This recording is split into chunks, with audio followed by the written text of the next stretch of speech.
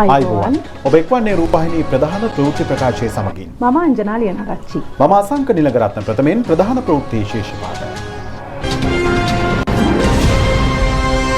විදුලිය කප්පාදුව දින 4කට සීමා කෙරේ. බස් රථ සහ දුම්රිය මගීන්ට පහසුකම් සපයන්නයි ජනපතිගෙන් උපදෙස්. පසුගිය පරිපාලනය ප්‍රතික්ෂේප වීමක් මෙවර පාර්ලිමේන්තු මැතිවරණයේදී දක්නට ලැබුණු බව ඇමරිකාව කියයි.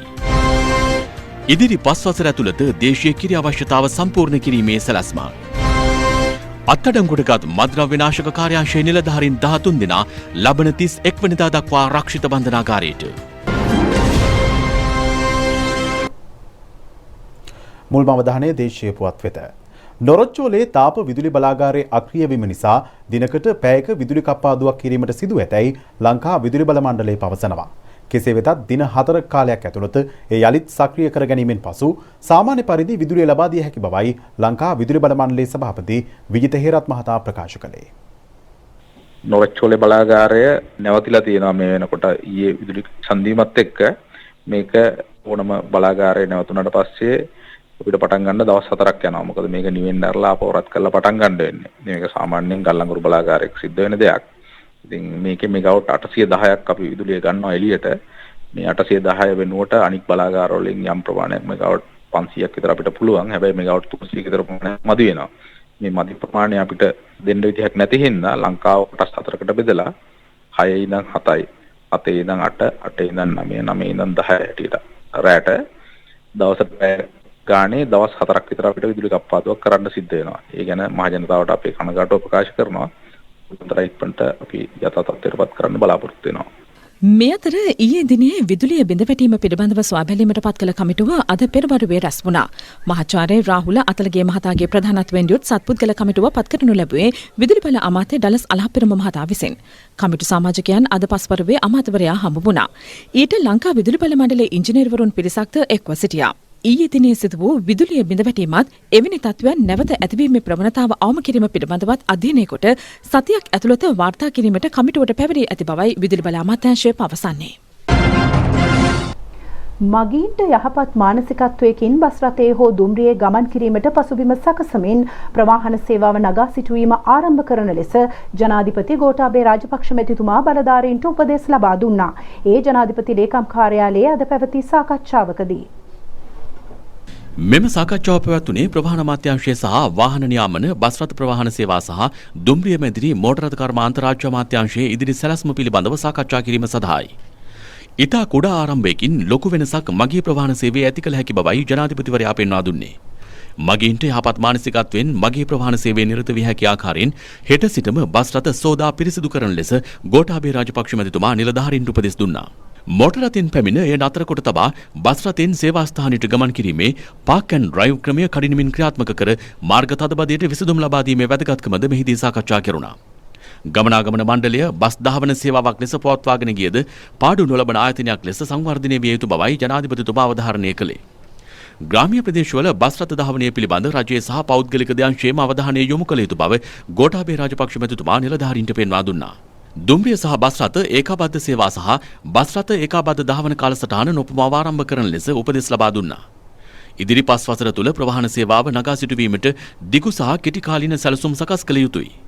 සැලසුම් කරගත් ඉලක්ක වෙත ළඟාවීම කෙරෙහි විමර්ශනය කිරීම ඉතා වැදගත් බවයි එතුමා ප්‍රකාශ කළේ. ජනතාවට වඩා හොඳ සේවාවක් සැලසිය හැකි පරිදි දුම්රිය මැදිරි අලුත් වැඩියා කිරීමටද මෙහිදී තීරණය කෙරුණා. කොළඹ කොටුව සහ තවත් දුම්රිය ස්ථාන 4ක් ආදර්ශයක් ලෙස කඩිනමින් නවීකරණය කරන බව ප්‍රවාහන අමාත්‍ය ගාමිණී ලොකුගේ මහතා කියා සිටියා. මේ අතර දුම්රිය සංඛ්‍යාව වැඩි කිරීමෙන් වැඩි පිරිසකට කැලණි වැලි දුම්රියෙන් ගමන් කිරීමට හැකිවන බවයි අමාත්‍යවරයා පෙන්වා දුන්නේ. ගමනාගමන මණ්ඩලයට අයත් පුහුණු සහ නඩත්තු ආයතනවල සේවය පෞද්ගලික අංශයටද විවෘත කිරීමෙන් ලාභය පෙීමේ හැකියාව රාජ්‍ය අමාත්‍ය දිලුම් මමුණුගම මහතා මෙහිදී ජනාධිපතිතුමාට පෙන්වා දුන්නා. කාර්යක්ෂම මගී ප්‍රවාහන සේවාවක් සඳහා රාජ්‍ය සහ පෞද්ගලික දයංශයටම පෙරගෙවුම් කාඩ්පත් ක්‍රමය කඩිනමින් හඳුන්වා දීමටද සාකච්ඡාවේදී තීරණය කෙරුණා. මෝටර් රථ ප්‍රවාහන දෙපාර්තමේන්තුව දූෂණ සහ අක්‍රමිකතාවන්ගෙන් තොර ආයතනයක් බවට පත් කිරීමට ගත යුතු ක්‍රියාමාර්ග දීර්ඝ වශයෙන් මෙහිදී සාකච්ඡා කෙරුණා. ගුණාත්මක තත්ත්වයෙන් යුතු සාමාන්‍ය බස් රථ අධිවේගී මාර්ගයේ ධාවනයට කිරීමෙන් අඩු මුදලකට මගින් විශාල පිරිසකට ගමන් පහසුකම් සැලසීමේ හැකියාව ගෝඨාභය රාජපක්ෂ මැතිතුමාගේ අවධානයට යොමු වුණා. ජනාධිපති ලේකම් පී.බී. ජයසුන්දර මහතා ඇතුළු පිරිසක් මේ අවස්ථාවට එක්ව සිටියා. පසුගිය පරිපාලනයේ ප්‍රතික්ෂේප වීමක් මෙවර පාර්ලිමේන්තු මැතිවරණ ප්‍රතිඵලයෙන් දැකගත හැකි බව ඇමරිකාව පවසනවා. නව රජයේ සමග වැඩ කිරීමට අපේක්ෂා සාගතව පසුවන බවයි ශ්‍රී ලංකාවේ එක්සත් ජනපද තානාපතිනි ඇලේනා ටෙප්ලිට්ස් මහත්මිය ප්‍රකාශ කළේ. ඇලයිනා ටෙප්ලිට්ස් මහත්මිය ඊයේ සවස අරලියගහ මන්දිරයේදී අග්‍රාමාත්‍ය මහින්ද රාජපක්ෂ මහතා හමු වූ අවස්ථාවේදී මේ බව කියා සිටියා. අද්විතීය ප්‍රතිඵලයක් ලද අති සාර්ථක ව්‍යාපාරයක් ලෙසට ටෙප්ලිට්ස් මහත්මිය විසින් මැතිවරණ ජයග්‍රහණය හඳුන්වා දෙනු ලැබුවා. අග්‍රාමාත්‍යවරයාට සුබ පතමින් ඇය කියා සිටියේ නිදහස් සාධාරණ සමකාමී වාතාවරණයක් තුළ මැතිවරණය පැවැත් වූ බවයි. ආර්ථික වාණිජ පාලන ආරක්ෂාව හා සංවර්ධනය ඇතුළු ක්ෂේත්‍ර ගණනාවක් සම්බන්ධයෙන් ශ්‍රී ලංකාව සමග සහයෝගීතාව වැඩි දියුණු කර ගැනීම උදෙසා එක්සත් ජනපදය උනන්දුවක් දක්වනවා. COVID-19 රෝගයේ පැතිරීම පාලනය කිරීම සම්බන්ධයෙන් රජය නිසකයෙන්ම ප්‍රශංසාවට ලක්විය යුතුයි. එය අති සාර්ථක කතාවක් වශයෙන් හඳුන්වා දීමට පුළුවන්.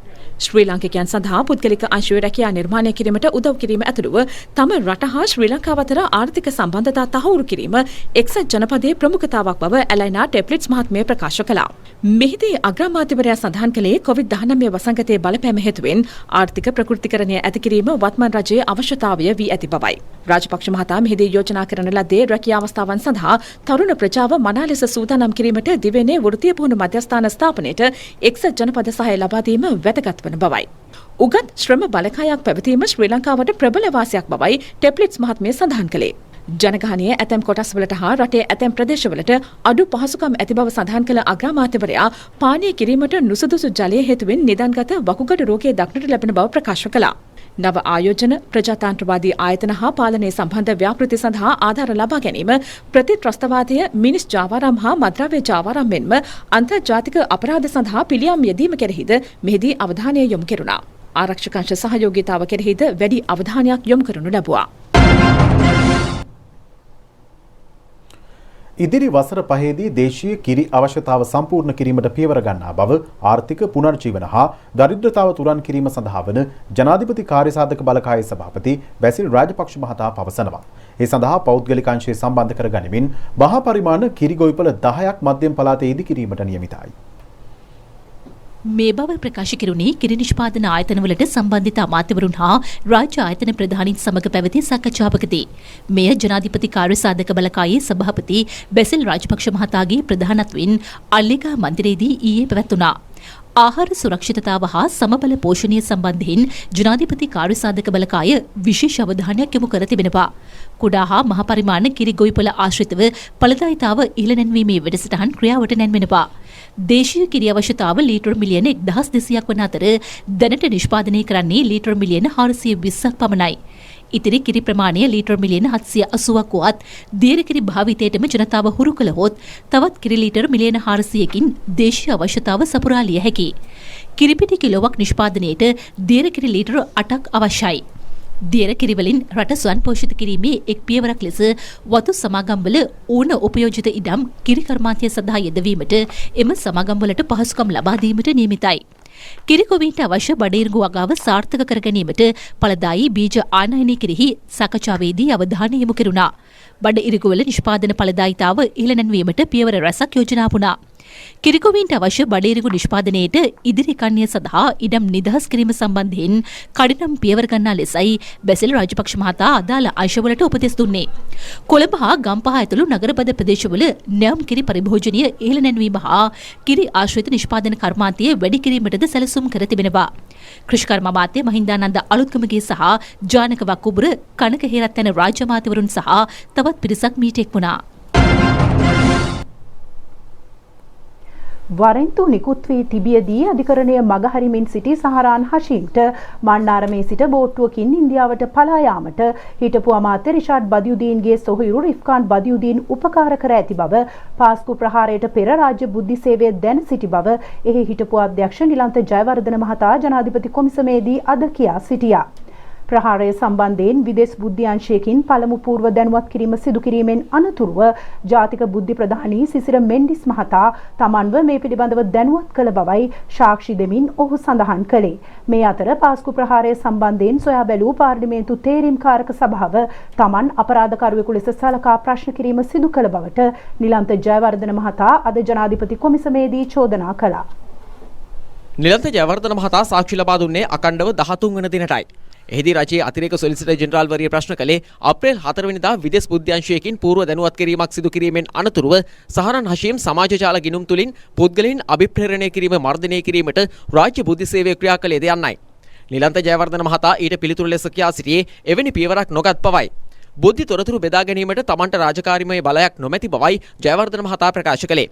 එවකට ජාතික බුද්ධි ප්‍රධානී වූ සිසිර මෙන්ඩිස් මහතාට එවැනි බලයක් තිබුණු බැවින් පසුගිය වසරේ අප්‍රේල් 4 වෙනිදා ලැබුණු පළමු විදේශ පූර්ව දැනුවත් කිරීමේ තොරතුර අප්‍රේල් 7 වෙනිදා ජාතික බුද්ධි ප්‍රධානියාට යොමු කළ බව ප්‍රකාශ කෙරුණා. අදාළ යොමු කිරීමට පිළිතුරු ලිපියක් ලෙස ජාතික බුද්ධි ප්‍රධානියා විසින් සහරන් හෂීම්ගේ ජීවදත්ත සහ පෞද්ගලික තොරතුරු ඇතුළත් වාර්තාවක් අප්‍රේල් 8 වන දින තමන්ට යොමු කළ බව නිලන්ත ජයවර්ධන මහතා වැඩිදුරටත් සාක්ෂි දෙමින් ප්‍රකාශ කළා. එම වාර්තාවේ දැක්ුණේ අධිකරණ වරන්තුවක් ලැබීමෙන් පසු සැඟව සිටි සහරන් හෂීම් කුරුණෑගල මාවතගම හරහා මන්නාරමට ගොස් එහි සිට ඉන්දියාවේ කාශ්මීරයේ වෙත බෝට්ටුවකින් පලා ගිය බවට වූ තොරතුරක් යයි නිලන්ත ජයවර්ධන මහතා සඳහන් කළා. සහරන් හෂීම්ට එලෙස ඉන්දියාවට පලා යාමට හිටපු අමාත්‍ය රිෂාඩ් බදුදින් මහතාගේ සහෝදරයෙකු වන හිටපු උතුරු පළාත් සභා මන්ත්‍රී රිෆ්කාන් බදුදින් උපකාර කර ඇතැයි එම වාර්තාවේ සඳහන් වූ බවයි සාක්ෂිකරු කියා සිටියේ. කාශ්මීරයේ සිට IS මතවාදයට පුද්ගලයන් අභිප්‍රේරණය කරමින් සිටි සහරන් හෂීම් නැවත මෙරටට පැමිණ කොම්පඤ්ඤ වීදියේ ප්‍රදේශයේ සැඟව සිටින බව එම වාර්තාවේ සඳහන් වූ බවද නිලන්ත ජයවර්ධන මහතා ප්‍රකාශ කළා. මෙහිදී ජනාධිපති කොමිසමේ සමාජික විනිසුරුවරයෙකු සාක්ෂිකරුගෙන් ප්‍රශ්න කළේ සහරාන්ට ඉන්දියාවට පලා යාමට රිෆ්කාන් බදුදින් උපකාර කළ බව ජාතික බුද්ධි ප්‍රධානියා දැනුවත් කරන විට පාස්කු ප්‍රහාරය පිළිබඳ විදේශ බුද්ධි තොරතුරු ලැබී තිබුණේද යන්නයි. තමන්ට ඒ වන විට විදේශ බුද්ධි තොරතුරු ලැබී තිබුණු බැවින් තමන් දුරකථනයෙන් ජාතික බුද්ධි ප්‍රධානියා අමතා සර් මේක ලෙඩක් යනුවෙන් සඳහන් කළ බව නිලන්ත ජයවර්ධන මහතා ප්‍රකාශ කළා. ඊට පිළිතුරු ලෙස හරි නිලන්ත මම ආරක්ෂක ලේකම්තුමා එක්ක කතා කරන්නම් යනුවෙන් තමන්ට සිසිර මෙන්ඩිස් මහතා ප්‍රකාශ කළ බව නිලන්ත ජයවර්ධන මහතා කොමිසම හමුවේ සඳහන් කළා. එහිදී නැවතත් කොමිසමේ සමාජික විනිසුරුවරයා ප්‍රශ්න කළේ සහරන් හෂීම් සම්බන්ධයෙන් දෙන ලද තොරතුරු සහ විදේශ බුද්ධ්‍යංශයන්ගෙන් ලද තොරතුරු අතර සම්බන්ධයක් පවතින බව පැහැදිලිව පෙනී තිබියදීත් ඉදිරි ක්‍රියාමාර්ග ගැනීමට පසුබට වූයේ මන්ද යන්නයි. තමන් එලෙස පසුබට නො වූ අතර රාජ්‍ය බුද්ධි සේවයේ ලෙස කළ හැකිව තිබූ කාර්යයන් සියල්ල සිදු කළ බව සාක්ෂිකරු ප්‍රකාශ කළා. මෙහිදී ජනාධිපති කොමිසමේ සභාපතිවරයා විමසා සිටියේ ජාතික බුද්ධි ප්‍රධානියා සහරන් හෂීම් සම්බන්ධයෙන් දුන් තොරතුරු ඊට පෙර කුමන හෝ අවස්ථාවකදී දැනගන්නට ලැබුණේද යන්නයි. ඊට පිළිතුරු දෙමින් නිලන්ත ජයවර්ධන මහතා කියා සිටියේ ඉකුත් වසරේ මාර්තු 9 වන දින පැවති බුද්ධි සමාලෝචන රැස්වීමේදී ඒ පිළිබඳ සාකච්ඡා වූ අතර හිටපු යුද හමුදාපති මහේෂ් සේනානායක මහතාද සහරන් හෂීම් බෝට්ටුවෙන් ඉන්දියාවට පලා ගිය බව සහ ඒ සඳහා රිෆ්කාන් බදුදින් උපකාර කළ බව දැන සිටි බවයි. මෙහිදී කොමිසමේ සභාපතිවරයා නැවතත් ප්‍රකාශ කළේ පාස්කු ප්‍රහාරය පිළිබඳ සොයාබැලීමට පත් කළ පාර්ලිමේන්තු තේරීම්කාරක සභාවේදී මේ පිළිබඳ ඔබෙන් ප්‍රශ්න කළේද යන්නයි.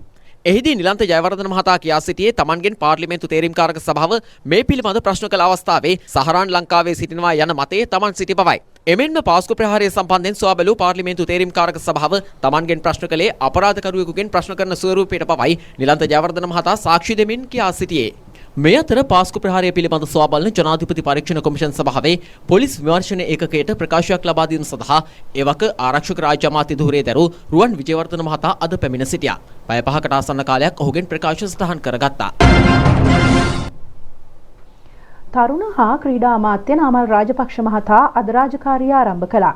ඒ ක්‍රීඩා අමාත්‍යාංශයේදී මංගලං ඒතේන සච්ච ජය මංගලං බාහුං සහස්සම විනිම්මිත සායුධං තං ගිරිමේකලං මුදිත ගෝර සසේන මාරන්ද අග්‍රාමාත්‍ය මහින්ද රාජපක්ෂ මහතා අමාත්‍ය චමල් රාජපක්ෂ මහතා සහ පවුලේ ඥාතීන් ඇතුළු විශාල පිරිසක් මේ අවස්ථාවට එක්ව සිටියා.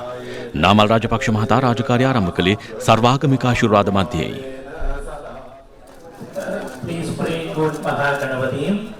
लंबोदरम श्यामनिभगणेशं पुडारनक्षत्रिय मूर्तिपगारं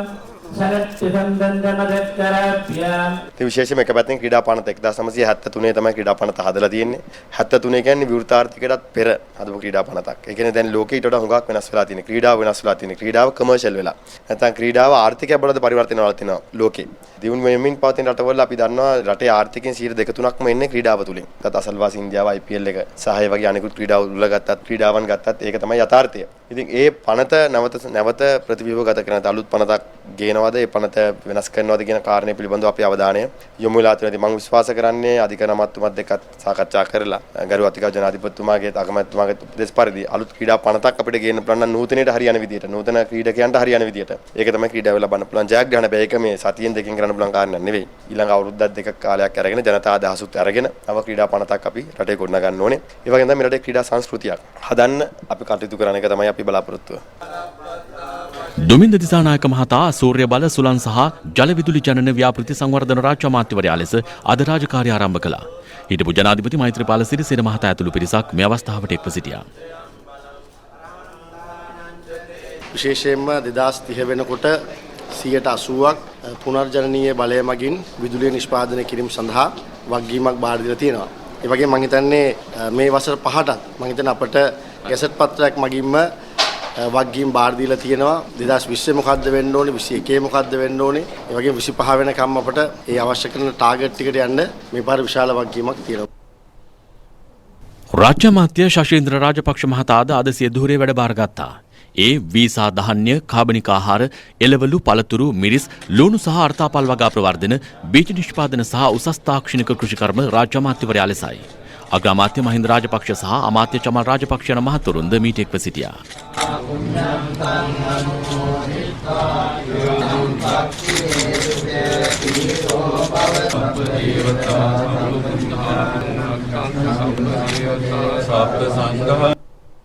මොහන්ද සිල්වා මහතා අද රාජකාරිය ආරම්භ කළේ පොහොර නිෂ්පාදන සහ සැපයුම්, රසායනික පොහොර සහ කෘමිනාශක භාවිත නියාමන රාජ්‍ය අමාත්‍යවරයා ලෙසයි. මේ අමාත්‍යාංශය හරහා බලාපොරොත්තු වෙන්නේ වසවිස නැති ආහාර රටාවක් නිර්මාණය කරලා හොඳ නිරෝගී පරපුරක් බිහි කරන්න. ඉතින් ඒක තමයි මම හිතන්නේ එතුමාගේ සෞභාග්‍ය දැක්මේ වැඩසටහනේ තියෙන්නේ. ඉතින් එතනදී විශේෂයෙන් එතුමා කළ දින අදහස තමයි කාබනික පොහොර භාවිතය රටේ ව්‍යාප්ත කරන්න ඕන කියන කාරණේ. විශාල විදේශ විනිමයක් අපිට වැය කරන්න වෙලා තියෙන පොහොර ආනයනය කරන්න මම හිතන්නේ අපිට පුළුවන් නම් අපේ රටේම අපේ දේශීය සම්පත් උපයෝගී කරගෙන පොහොර නිෂ්පාදනයක් කරන්න මම හිතන්නේ අපිට මේ රටේ සම්වර්ධනය කරා ලොකු වැඩ කොටසක් කරන්න පුළුවන් කියන විශ්වාසය තියෙනවා. රාජ්‍ය අමාත්‍ය අරුන්දික ප්‍රනාන්දු මහතාද අද සිය ධූරයේ රාජකාරිය ආරම්භ කළා. ඒ පොල්, කිතුල්, තල් සහ රබර් වගා ප්‍රවර්ධන සහ ආශ්‍රිත කාර්මික භාණ්ඩ නිෂ්පාදන සහ අපනයන විවිධාංගීකරණ රාජ්‍ය අමාත්‍යවරයා ලෙසයි. විශේෂයෙන්ම දුප්පත්කම නැති කිරීම කියන කාරණාව ඉස්සරහට දාගෙන වැඩ කරන්න තමයි තියෙන්නේ. මේ රටට විදේශ විනිමය ගේන්න ප්‍රධානම අංශ කීපයක් එකක් තමයි වැවිලි කර්මාන්ත ක්ෂේත්‍රය. අනිකුත් අංශ තමයි ඇඟලුම් ක්ෂේත්‍රය. ඒ වගේම තමයි අපි දැකලා තියෙනවා මැද පෙරදිග විශේෂයෙන්ම බැල මෙහෙවරකම් කරමින් අහිංසක අපේම රටේ කාන්තා පිරිසක් පුදුම දුකක් විඳිනවා රටට මේ විදේශ විනිමය ගේන්න. අපිට ඒ බර අඩු කරන්න පුළුවන් නම් අමාත්‍යාංශයක් හැටියට ආයතන හැටියට ඉතින් මම හිතනවා ඒක තමයි අපේ මූලික අරමුණ වෙන්න ඕන කියලා. ග්‍රාමීය හා පාසල් ක්‍රීඩා යටිතල පහසුකම් ප්‍රවර්ධන රාජ්‍ය අමාත්‍යවරයා ලෙස තේනුක විධානකමගේ මහතා අද සිය රාජකාරිය ආරම්භ කළා. ඒ ක්‍රීඩා අමාත්‍යාංශයේදී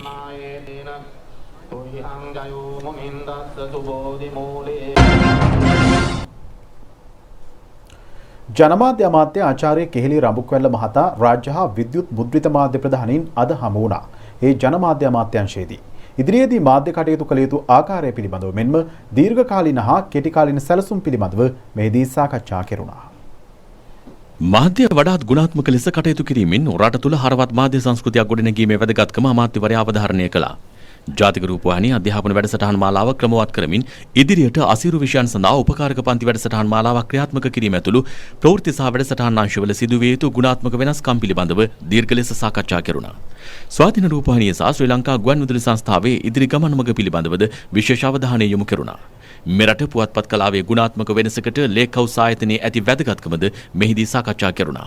විෂයමාලා සංවර්ධනයට සහ ඉගැන්වීමේ ක්‍රමවේද සංශෝධනයට රජයේ අවධානය යොමුව තිබෙනවා. අධ්‍යාපන අමාත්‍ය මහාචාර්ය ජී.එල්. පීරිස් මහතාගේ ප්‍රධානත්වයෙන් අධ්‍යාපන අමාත්‍යාංශයේ ඊයේ පැවති සාකච්ඡාවකදී මේ බව ප්‍රකාශ කෙරුණා. පළාත් ආණ්ඩුකාරවරුන් විජිත බේරුගොඩ විශේෂඥ වෛද්‍ය සීතා ආරම්භේපොළ පියල් නිශාන්ත යන රාජ්‍ය අමාත්‍යවරුන් සහ අධ්‍යාපන අමාත්‍යාංශයේ ඉහළ නිලධාරීන් ඊට එක්ව සිටියා. මේ අතර වෙළඳ අමාත්‍ය ආචාර්ය බන්දුල ගුණවර්ධන මහතා අද අපනයන සංවර්ධන මණ්ඩලයේ නිරීක්ෂණ චාරිකාවක නිරත වුණා. සෞභාග්‍ය දැක්ම ප්‍රතිපත්ති ප්‍රකාශනය මල්පල ගැන්වීමට අපනයන කර්මාන්තය නගා සිටුවීම සහ ඒ සම්බන්ධයෙන් පවතින ගැටලු මෙහිදී සාකච්ඡා කෙරුණා. කොරියානු මානව සම්පත් සංවර්ධන ආයතනයේ ශ්‍රී ලංකාවේ නේවාසික නියෝජිත කිම් වොන් ෂොක් මහතා සහ අමාත්‍ය නිමල් සිරිපාල් ද සිල්වා මහතා අතර සාකච්ඡාවක් කම්කරු අමාත්‍යාංශයේදී අද පැවැත්වුණා. කොරියානු විභාග සහ පුහුණු පාඨමාලා පැවැත්වීම සඳහා විශේෂ පුහුණු මධ්‍යස්ථානයක් ස්ථාපනය කිරීම සහ රැකියා ගිවිසුම් සම්බන්ධයෙන් මෙහිදී සාකච්ඡා කෙරුණා. සංචාරක අමාත්‍යාංශයේ ඉදිරි වැඩසටහන පිළිබඳව සාකච්ඡාවක් අමාත්‍ය ප්‍රසන්න රණතුංග මහතාගේ ප්‍රධානත්වයෙන් අද පැවැත්වුණා. සංචාරකීන් මෙරටට ආකර්ෂණීය කර ගැනීම සඳහා ගත යුතු ඉදිරි ක්‍රියාමාර්ග සහ වැඩසටහන් සම්බන්ධයෙන් දීර්ඝ ලෙස සාකච්ඡා කෙරුණා. රාජ්‍ය අමාත්‍ය සිසිර ජයකොඩි මහතා ධූරයේ වැඩබාර ගැනීමෙන් අනතුරුව අද නාවින්න ආයුර්වේද ඖෂධ සංස්ථාවේ නිරීක්ෂණ චාරිකාවක නිරත වුණා. පර්යේෂණාගාර සහ සිසු අංශ නිරීක්ෂණය කිරීම අමාත්‍යවරයාගේ අරමුණයි. ඔහුගේ සිටියේ සංස්ථාවට අයත් ඔසුයන් සංවර්ධනය කිරීමට පියවර ගන්නා බවයි. අමාත්‍ය සීබී රත්නායක මහතා රාජ්‍ය දැව සංස්ථාවේ නිරීක්ෂණ චාරිකාවක නිරත වුණා. එහි කාර්ය මණ්ඩලය සමග ආයතනයේ ප්‍රගතිය පිළිබඳව සාකච්ඡාවකටද අමාත්‍යවරයා සහභාගී වුණා.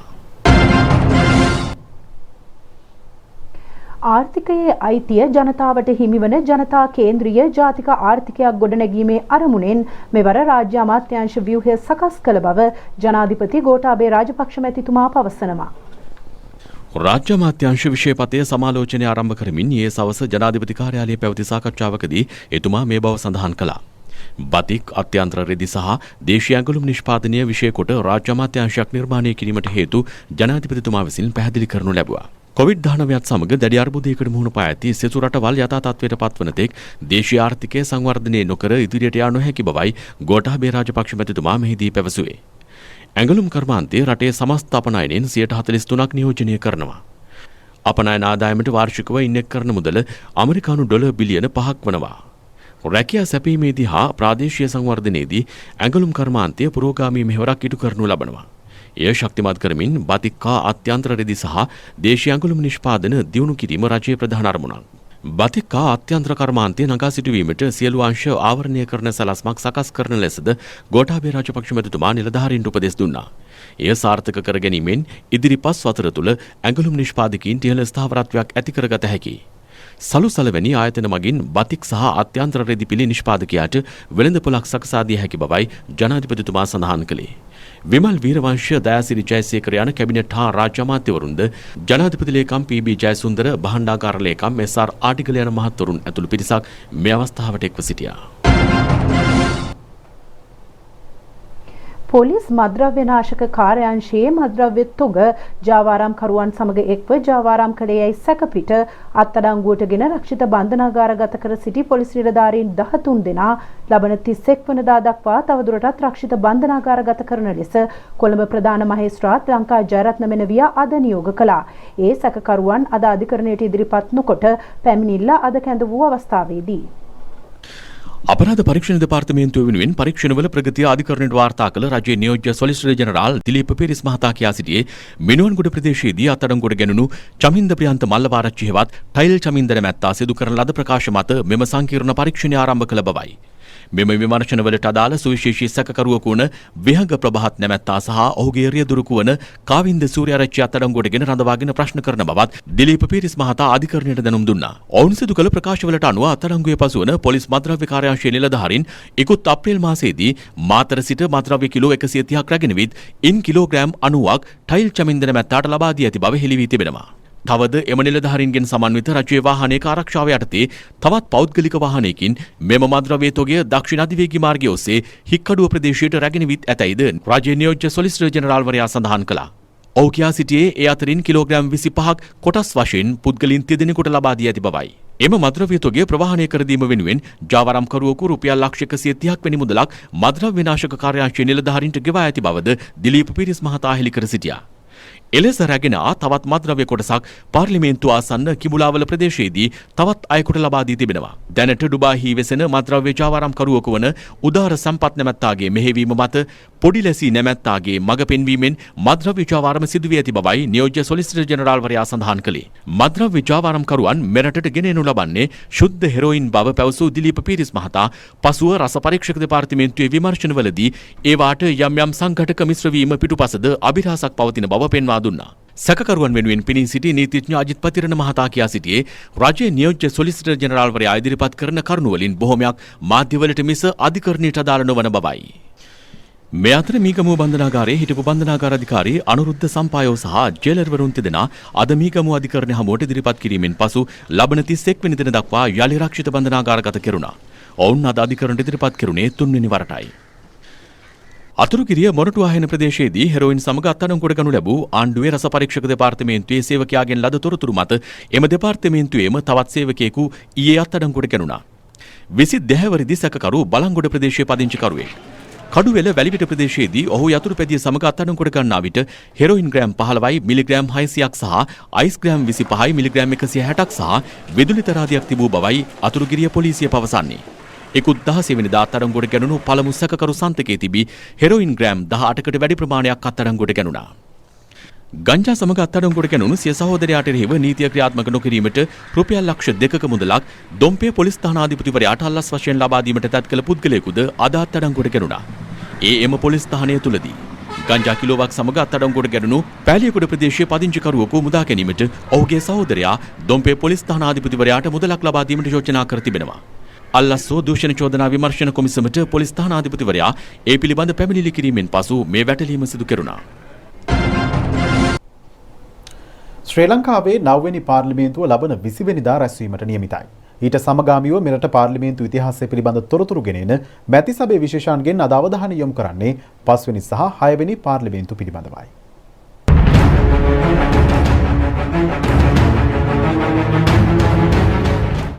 දෙදහස් එක වසරේ පාර්ලිමේන්තු මැතිවරණය පැවැත්වුණේ දෙසැම්බර් 5 වෙනි දිනයි.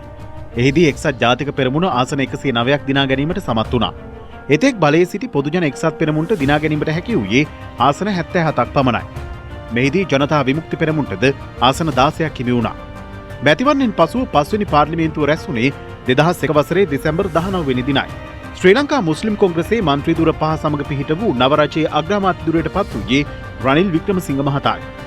පාර්ලිමේන්තුවේ විපක්ෂ නායකවරුන් ලෙස රත්නසිරි වික්‍රමනායක සහ මහින්ද රාජපක්ෂ යන මහත්වරුන් කටයුතු කළා.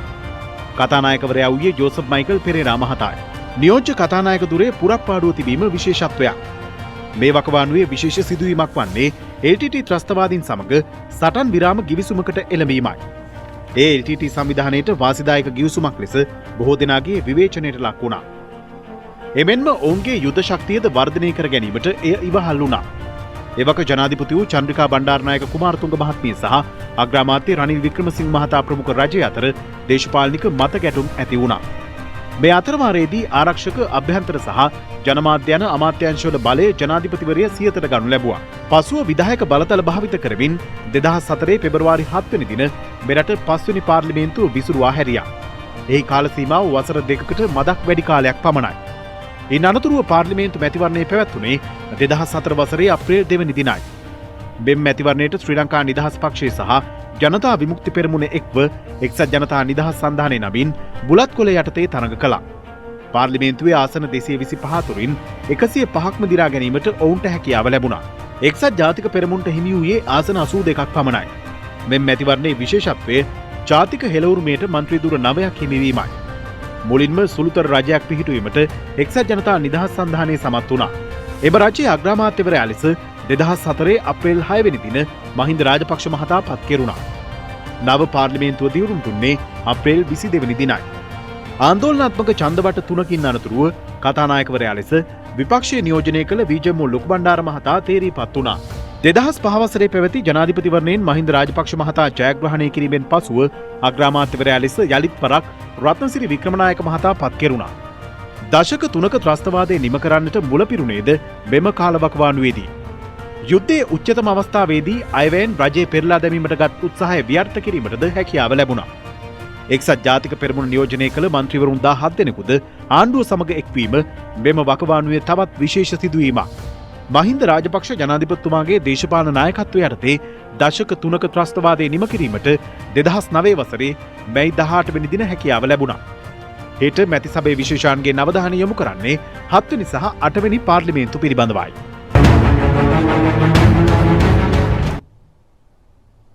ඒ සමගින් රූපවාහිනී ප්‍රධාන ප්‍රවෘත්ති ප්‍රකාශය නිමාවට පත් වෙනවා.